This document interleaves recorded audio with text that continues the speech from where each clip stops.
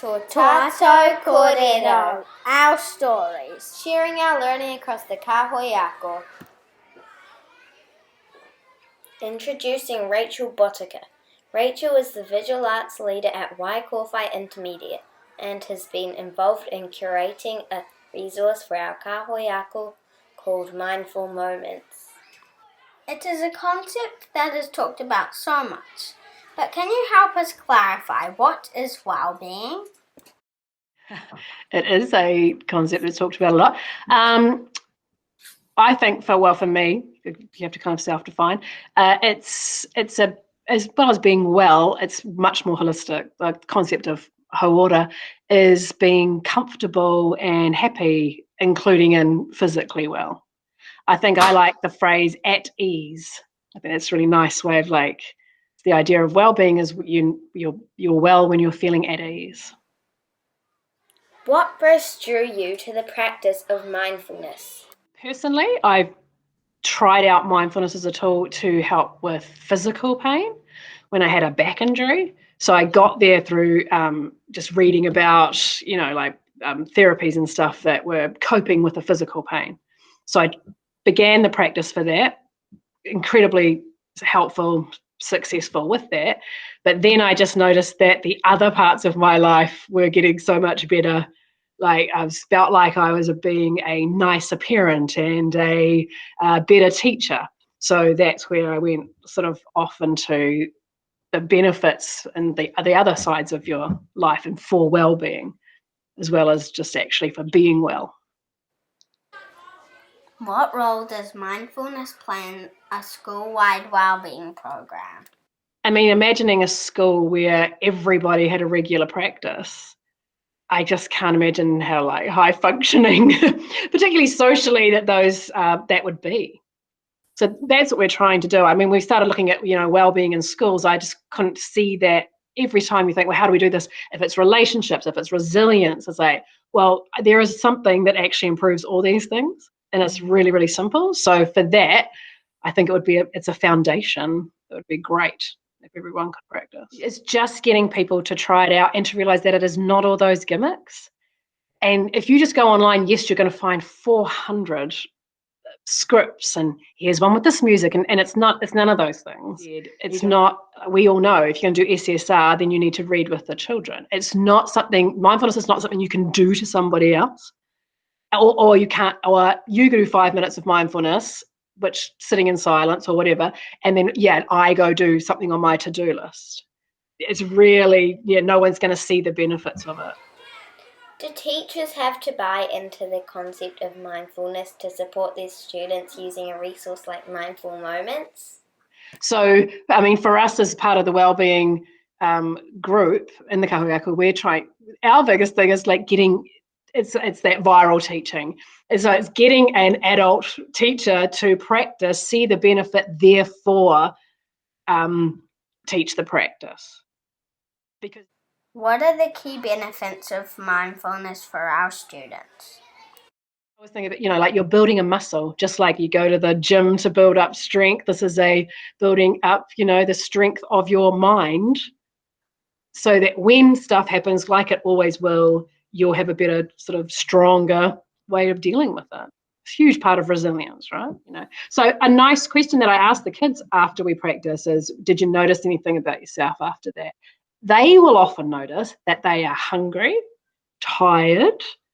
And I was like, did the mindfulness make you hungry and tired? And they're like, yeah. And I was like, no, that gave you the gap to notice what's going on for you. You played a part in creating a resource called Mindful Moments. Can you tell us more about it? That when we did our surveys of the kids, our students in our Kāhui Ako, what's your biggest problem? Relationships. It's well, we knew that. So Kirsten Malcolm's our school counsellor, our in-house school counsellor, who's really needs the credit for that Mindful Moments resource more than me. She curated that together. And so her and I were just well, we can help you with relationships with your peers and through mindfulness. So just training yourself to have that space when someone says something, does something, before you say something, do something. It's a huge, really a great resource for that. So that's why we were well, let's if we could just get, and we're strong believers of the children's well-being is your well-being. You can't separate those two things, and you can't separate well-being and teaching and learning. They completely are forever together. So, I mean, I guess buying into that concept is going to help. So you're whatever you're doing to help your own relationships and how you relate to the kids, and you teach that to them before you can learn maths, art, science, or a language. Mindful moments helps you get in there without dedicating a kind of like a big chunk of time to it, but you still see the benefits of it. So it's an amazing resource of 1,000 little ways that you can just have these moments of mindfulness and start to sort of see the benefits of that and put them in all through the day, and you don't feel like you're putting extra stress on yourself because you're not having time to do something else. How willing are the students to give mindful moments a try? And I find the children incredibly willing to practice mindfulness, far more than adults are. And I think that's about us, and maybe teachers too, being busy, like finding the time to, it's like adding in something else. But the students are more than happy to down tools and spend 8 minutes purposefully doing nothing except concentrating on their own breath. Any advice on how we can explore mindfulness more in our own schools? In our staff meetings, and I guess you need the support of your principal there. But again, it's been amazing. It's just really changed the vibe. So it's like at the beginning of it, he goes, lets me start it. And I say, lids down, shut your eyes if you want to. And it's just like honoring the moment. Like, we all know we're busy. We all know we've got so much to do, but we're here. So we might as well just remember why we're here for a minute and then concentrate on what we're doing here now. And just doing that, and the staff, I'm talking about, that's like not even a minute. It's just a couple of breaths. And sometimes I'll give them a direction if you want to think about this, but most of the time I don't. Take your own moment for yourself, get in the room, get out of the future or the past or wherever it is that you spend most of your day thinking about. And just from that, and I guess teachers enjoying that and seeing the value in that, they go, oh, okay. And because I fully realize that some people have a resistance to the idea of mindfulness.